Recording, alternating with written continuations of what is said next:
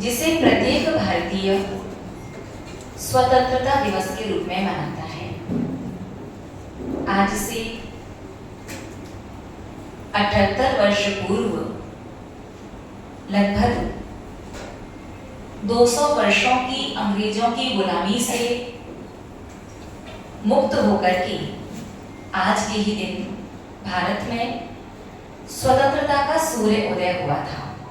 आज आप 79वां independence day celebrate कर रहे हैं और हमारा तो ये मानना है कि देश के लिए एक या दो दिन नहीं, सारे के सारे 365 दिन ही देश के लिए होने चाहिए, देश के लिए होते हैं। हाँ, ये बात अलग है कि वर्ष में एक या दो दिन विशेष रूप से आप अपनी देशभक्ति को प्रदर्शित करते हैं और 365 दिन देशभक्ति को उतनी जोर शोर से बड़े तरीके से आप नहीं दिखाते। लेकिन याद रखिए, आप जिस देश में रहते हैं उस देश के प्रति भक्ति आपके अंदर 365 दिन होनी चाहिए। मुगलों से और अंग्रेजों से हमारा जो देश परतंत्र था, गुलाम था, वो तो स्वतंत्र हो गया। अंग्रेजों ने, मुगलों ने तो हमारे तन पर गुलामी की थी और ये तन तो आज स्वतंत्र हो गया। लेकिन देखने में क्या आता है कि आज लगभग हर व्यक्ति गुलाम बनता जा रहा है। किसका? टेक्नोलॉजी का। मन से, तन से स्वतंत्र होना आसान है, शत्रु बाहर दिखाई दे रहा है, लेकिन मन की गुलामी का क्या? आज लगभग हर एक व्यक्ति मन से टेक्नोलॉजी का गुलाम होता जा रहा है। टेक्नोलॉजी भारत में आई थी, तकनीकी भारत में आई थी ताकि आप अपने कठिन से कठिन कामों को आसानी से, सरलता से कर सको। लेकिन आपने उसका यूज करने की बजाय आपने मिसयूज करना शुरू कर दिया और इस टेक्नोलॉजी ने कहीं ना कहीं आज जो भी इसका गुलाम हुआ उसे बर्बाद करके रख दिया है। टेक्नोलॉजी बहुत अच्छी चीज है, उसे यूज कीजिए, नॉलेज के लिए, बिजनेस के लिए, स्टडी के लिए और थोड़ा बहुत देर मनोरंजन के लिए भी ठीक है। बट घंटों उस पर यूं ही समय बर्बाद कर देना। आज का हर व्यक्ति सोशल है, लेकिन किस पर? सोशल मीडिया पर। बाहर की सहानुभूति पूरी तरह खत्म हो गई। आज हम कोई इंसिडेंट होते हुए देखते हैं, कोई घटना देखते हैं, कोई एक्सीडेंट देखते हैं ना, तो आज हमें उस चीज को लेकर के अंदर करुणा का या दया का भाव नहीं आता। सबसे पहले आप मोबाइल निकालो, रिकॉर्ड करो, अपलोड करना है किसी न किसी सोशल प्लेटफॉर्म पर, एक सैड स्टेटस लगा करके, एक सैड म्यूजिक, एक सॉन्ग लगा करके, वहां पर सिंपैथी, बहुत सहानुभूति भाई हमें इस चीज से। तो आज आपके सामने भी कोई गिर रहा है तो उठा करके कोई चोट पर मलहम लगाने वाले, हॉस्पिटल ले जाने वाला नहीं होता। क्या करने वाले होते हैं? Photo, videos, photos. मतलब हद तो इतना हो जाती है कि जब देश दुनिया घटना और एक्सीडेंट तो छोड़ो, जब व्यक्ति भगवान का अभिषेक करते हुए भी कलश ऐसे सिर के ऊपर कर रखा है और फेस दर्शन किस चीज के कर रहा है? भगवान के नहीं, कैमरा के दर्शन कर रहा होता है। भले ही वो कलश भगवान से टकरा जाए। और हमें, जैसा कि आज टेक्नोलॉजी बढ़ रही है और लोग जिस तरह से उस टेक्नोलॉजी के मन से गुलाम हो रहे हैं, हमें लगता है कि वो दिन दूर नहीं जब जैन श्रावक दिगंबर साधुओं को आहार देते भी अंजलि उनकी ऐसे बनी है, वो चम्मच पकड़ के ऐसे वैसे देख रहा है। जब हो जाए उसके बाद उनकी अंजलि में वो समा जाएगा। वो तो अभी हो रहा है। बड़ी कृपा है तीर्थंकर भगवानों की कि उन्होंने लिख दिया शास्त्र में, साधु ज्यादा देर तक अंजलि खोल के इंतजार नहीं कर सकता। ये तो अंतराय करके आएगा या उस दिन आप इंतजार करवा रहे हैं उस वस्तु को ग्रहण नहीं करेगा, इसलिए मजबूरी में श्रावक को जल्दी जल्दी फिर वो देना पड़ता है। ये तो आराम से यदि वेट कर सके साधु तो श्रावक इस हद तक भी जा सकते हैं फोटो खिंचवाने के लिए कि चम्मच वहां पकड़ ली और किसको देख रहे हैं? तो महानुभाव, सिर्फ तन से स्वतंत्र होना ही स्वतंत्रता नहीं होती, मन से भी स्वतंत्र होने की आवश्यकता है। आपको जो भी सुविधाएं मिलती हैं, जो भी अनुकूलताएं मिलती हैं, जो भी आपको तकनीकी संसाधन मिलते हैं, आप उनको अच्छे वे में, अच्छी डायरेक्शन में यूज कीजिए। और सबसे बड़ी बात, इस सच में आप स्वतंत्र हो, और स्वतंत्र होने के मायने यदि समझना चाहते हैं तो आपके जीवन में एक नियम होना चाहिए। वो नियम है प्रतिदिन का मोबाइल यूज करने का नियम। जैसे आप स्टडी और बिजनेस पर्पस से कितना भी घंटों मोबाइल यूज कीजिए, लैपटॉप, कंप्यूटर, कुछ भी यूज कीजिए, नो लिमिट। बट आप सोशल प्लेटफॉर्म्स वगैरह पर एक्टिव हैं, कुछ भी जो भी होता है हमें ज़्यादा नहीं पता, क्योंकि जब हमने दीक्षा ली थी 14-15 में, उसमें इतनी टेक्नोलॉजी या एंड्रॉयड फोन्स उतने उस समय नहीं आए थे, जस्ट लेटेस्ट नए आई थी।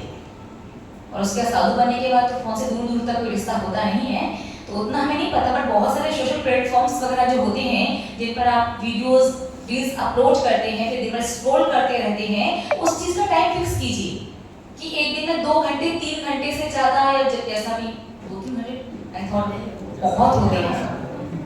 इतनी देर से ज़्यादा मैं सोशल मीडिया यूज़ नहीं करूँगा टाइम पास करने के लिए और एंटरटेनमेंट के लिए। अगर इतना टाइम पूरा हो जाए, इसके बाद अब कल ही देखूंगा। जब आप इतना कंट्रोल खुद पर कर पाओ ना, तब समझ लेना कि सच में आप स्वतंत्र हो गए। नहीं तो अभी भी दिखाई नहीं दे रहा, लेकिन गुलाम जरूर हो। और आपको लगता है क्या फर्क पड़ता है, 4, 5, 6, 8 घंटे चला भी लिया मोबाइल तो क्या फर्क पड़ता है, ऐसा शायद आपको लग सकता है। तो आपको ध्यान देना चाहिए, बहुत बड़ा फर्क पड़ता है। क्योंकि जब आपने असंख्यातों भवों तक, असंख्यात भव गिनती से परे, इतने भव तक कंटिन्यूअसली आपने मेहनत की, पुरुषार्थ किया, एफर्ट्स डाले, तब जाकर के आपको एक बार ये मनुष्य पर्याय प्राप्त हुई है, एक बार। और मुझे बताइए, आप जो घंटों ये मोबाइल चलाते हैं, रील्स, वीडियोस, मतलब जो कुछ भी देखते हैं, अब 3-4 घंटे देखा, ठीक है, 3-4 घंटे में क्या देखा, ऐसी 4 बातें बता दो जो आपके काम की हो, जिन बातों को आप खुद पर अप्लाई कर पाते हो। घंटों व्यतीत कर देते हैं आप मोटिवेशनल स्पीकर्स की बातें सुनने में, जिसमें सुनो बड़ा मोटिवेट करती हैं। क्रोध के ऊपर सुनो, बस आपको एक सेंटेंस, एक वर्ड डालने के लिए, गुस्सा control, anger management, anger issues, एक सर्च में डालिए बस, और 50 वीडियोस, क्वाट्स, वन लाइन्स, बहुत सारा खुल करके आपके पास आ जाती है। पढ़ते हैं, सुनते हैं, बड़ा अच्छा लगता है। एक ईमानदारी बताना कि जब गुस्सा आता है तो कितनी बातें याद आती हैं आपको, किस किस की बातें याद आती हैं? गुस्से के समय एक बार भी किसी की एक बात याद नहीं आती, गुस्से से पहले, गुस्से के बाद सब कुछ याद आता है। तो अगर गुस्सा कंट्रोल सिर्फ उन बातों को सुनकर के किया जा सकता होता ना, तो आज मुझे लगता है कि संसार के लोग जितना सोशल मीडिया यूज करते हैं, किसी गुस्सा आने नहीं चाहिए था। सबके अंदर सेल्फ रेस्पेक्ट होनी चाहिए, इमोशंस होने चाहिए थे। एक सॉन्ग, सैड सॉन्ग सुन करके कैसे आप लोग बिल्कुल भावुक हो जाते हैं, आंखों से आंसू आ जाते हैं कई बार तो। लेकिन अपने पड़ोसी की, अपने घर में किसी की परिस्थिति को देख करके मन में उसके प्रति वो भाव आता है कि मुझे हेल्प करना है, थोड़ा बहुत कर दिया। उसमें भी फोटो कितनी खिंचवाती है, जरा सा वो दान करने जाते हैं ना, फटे पुराने कपड़े गरीबों को देने जाते हैं। हर व्यक्ति को, हर बच्चे को देते हुए बड़ा दानवीर का टैग चाहिए सभी को। ये चीजें थोड़ी बहुत ठीक है कि कभी कभी किसी को इंस्पायर करने के लिए कुछ फोटोज अपलोड करना जरूरी होता है, किसी को प्रेरित करने के लिए, उसे थोड़ा सा उसके मन में भी लोग आए कि मुझे भी देश दुनिया सब लोग जानेंगे, अगर मैं फोटो डालूंगा तो ये काम करने चाहूंगा, तो थोड़ा बहुत प्रेरित करने के लिए ठीक है, बट बहुत ज्यादा टेक्नोलॉजी में मत जाना। क्योंकि आज आपको देखिए, आज एक व्यक्ति जितना टाइम मोबाइल के, टीवी और लैपटॉप के साथ, कंप्यूटर के साथ व्यतीत करता है ना, उससे आधा, उसका 1/4 भी अपने परिवारजन के साथ व्यतीत नहीं करता। हमें तो लगता है कि प्रतिदिन हर घर में ऐसा होना चाहिए, जब 15-20 मिनट के लिए, आधा घंटे के लिए मोबाइल को एयरप्लेन मोड पर डाल दो और घर के सारे सदस्य बैठ करके आपस में हालचाल पूछें। कितने घर में ऐसा होता है? हाथ कीजिए एक बार। जब घर का हर एक सदस्य दिन में प्रतिदिन 10 मिनट 15 मिनट एक साथ बैठता हो, घर का छोटे बच्चे से लेकर बड़ा बुजुर्ग, दादा दादी, सब लोग। जब बच्चे आते हैं तो पिताजी नहीं होते, पिताजी होते तो दादाजी का सोने का टाइम हो जाता है, दादाजी जब जग रहे होते हैं तो दादी या मम्मी कुछ काम कर रही होती हैं, बहुत रेयर। पर डे आप अपने घर के लिए, फैमिली मेंबर्स के 5 मिनट के लिए निकाल पाते हो। पर डे नहीं तो कम से कम एक नियम बनाओ कि सप्ताह में एक दिन 15 मिनट सिर्फ घर वालों के लिए। उसमें बैठ करके औपचारिकता फॉर्मेलिटीज मत कीजिए, बैठ कर सच में पूछिए कि सबके जीवन में क्या चल रहा है, सब ठीक तो है ना, किसी हेल्प की जरूरत तो नहीं है ना, इमोशनल सपोर्ट की जरूरत तो नहीं है, किसी को समझने की आवश्यकता तो नहीं है ना। जब 15-20 मिनट के लिए बैठो उस समय एडवाइजर बन करके इंस्ट्रक्टर बनकर मत बैठो कि हाँ भाई सलाह देने बैठ जाओ, सामने वाले पर टीका टिप्पणी करने बैठ जाओ। उस समय एक्चुअली उसकी परिस्थिति समझने की कोशिश करो कि घर का कोई मेंबर आज दुखी है या कुछ स्ट्रगल कर रहा है, कोई परेशानी हो रही है, तो आखिरकार हम उसे कैसे हेल्प कर सकते हैं, उसकी पूरी बात को ध्यान से सुनो और जैसा पॉसिबल हो उसे हेल्प करो। क्योंकि हर धर्म से पहले आपके लिए यदि कोई कर्तव्य है तो मानवता है, आपके अंदर ह्यूमैनिटी, इंसानियत पहले होनी चाहिए। और इंसानियत है क्या? खुद अपना अपना समीक्षा कर लीजिएगा, समझ जाइएगा। महानुभाव, हमारा भारत जो है विश्व गुरु है और इसके बारे में बहुत कुछ आपने सुना होगा, जाना होगा, लेकिन आज इस स्वतंत्रता दिवस पर कुछ बातें हम आपको बताना चाहते हैं। सबसे पहली बात, दुनिया में इतने सारे देश हैं, इतने सारे देशों में एकमात्र भारत देश ही ऐसा है जिसने कभी किसी दूसरे देश को गुलाम नहीं बनाया। एक अपना भारत देश ऐसा है जिसने शतरंज जैसे इतने बड़े माइंड गेम का आविष्कार किया। पता है शतरंज का खेल कहां पर बना? कहां? भारत में। कितने लोग जानते थे? हाथ खड़ा करो। रियाज। अपने भारत को विश्व गुरु कहने के पीछे बहुत सारे रीजंस हैं, जिसमें एक रीजन ये भी है कि प्लास्टिक सर्जरी, जिसका आज कितना बोलबाला है, इस प्लास्टिक सर्जरी का जनक भारत के महर्षि सुश्रुत जी हैं, जिन्होंने इस प्लास्टिक सर्जरी की रचना की, आविष्कार किया, इसका फॉर्मूला लिखा था। इस बात को कितने लोग जानते हैं? कुछ तो है जिन्हें पढ़ी। बाकी आप लोग क्या करते हैं जब भी 15 अगस्त 26 जनवरी 2 दिन विशेष होते हैं, इंडिपेंडेंस डे और रिपब्लिक डे, दोनों दिन क्या करते हो? झंडारोहण कर लिया और नेशनल एंथम जन गण मन बोलते हैं ना, और ज्यादा हुआ तो बंकिम चंद्र चटर्जी वाला राष्ट्रगीत। हाँ क्या बात है, चलो इतना तो कम से कम लोग समझते हैं।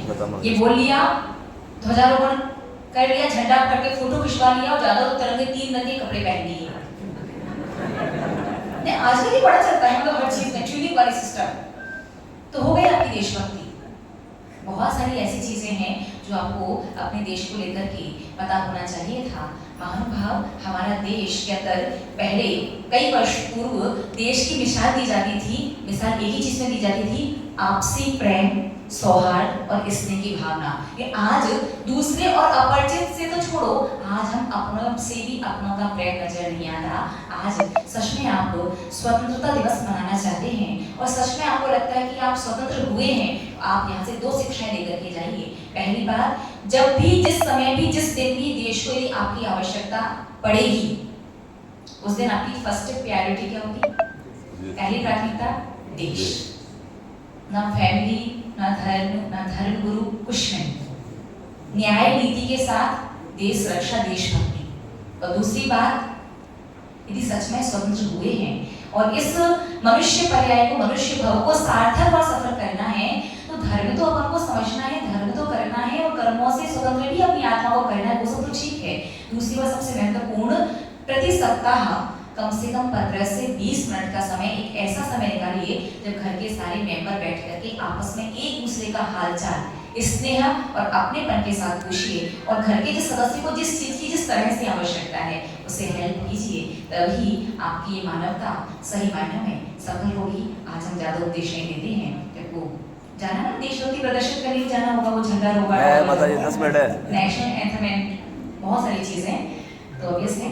और जैसा हमें पता चला कि कल बहुत सारे चौरंगी के भैया लोगों ने, किसी ने एक आसन, किसी ने फलाहार, किसी ने पानी, और सच में सरप्राइजिंग है आपकी समाज की रीढ़ फिलहाल वर्तमान में कौन है? मतलब एक ऐसा व्यक्तित्व 74-75 वर्ष में जिन्हें जीवन का पहला उपवास किया, 74-75 वर्ष तक यदि किसी ने कभी एकादशी भी ना किया हो तो उसके लिए एकादशी की सोचना एक बहुत मुश्किल बात है। लेकिन 75 कितने हो गए? 2 बढ़ गए। 73 वर्ष जिनके जीवन के व्यतीत हो गए, कभी एकादशी भी नहीं किया, उस व्यक्तित्व ने कल जीवन का पहला उपवास किया और चेहरे से देखिए कि मैं खड़ा क्या चल रहा है। भाई एक ही नहीं, लगभग सारे, बाकी कुछ का हमें पता है, कुछ का नहीं पता चल पाएगा, हमें सबका पता है कि सभी ने अपनी शक्ति सामर्थ्य, मतलब स्त्री वर्ग तो हमेशा करती ही है कि स्त्री वर्ग को हमेशा लगता है कि भैया लोग ये लोग नहीं करते, अरे ऐसा नहीं है, कभी कोई उन्हें बताने वाला समझाने वाला नहीं मिला, सबने अपनी शक्ति सामर्थ्य के अनुसार किया और जिसने कुछ नहीं भी कर पाया उसका हमने देखा कल आगे हवन कुंड चल रहा है, पीछे हवन कुंड चल रहा है, वो शांति समता से तब तक बैठा रहा है यहाँ पर तब जब तक हम ना उठे। ये भी कोई साधना से कम नहीं था। तो महानुभाव, ये बहुत अच्छी बात है कि आप धर्म में इतने आगे बढ़कर के रुचि से उत्साह से हिस्सा ले रहे हैं और हमें तो ऐसा लग रहा है कि सच में अगर ये पंचम काल ही चौथा काल होता तो हमें लगता है कि दीपावली आते आते तक अनुकूलता बनती ना और मुनिराज का एक चातुर्मास हो रहा होता तो सारे भैया लोग जिन दीक्षा ले लेते। तो उत्साह रुचि वो तो आर्यका माता जी का चातुर्मास है और मुनि दीक्षा आर्यका वाली दे नहीं सकती, इसलिए मन को मार करके भैया लोग इतने में संतुष्टि करके रह गए।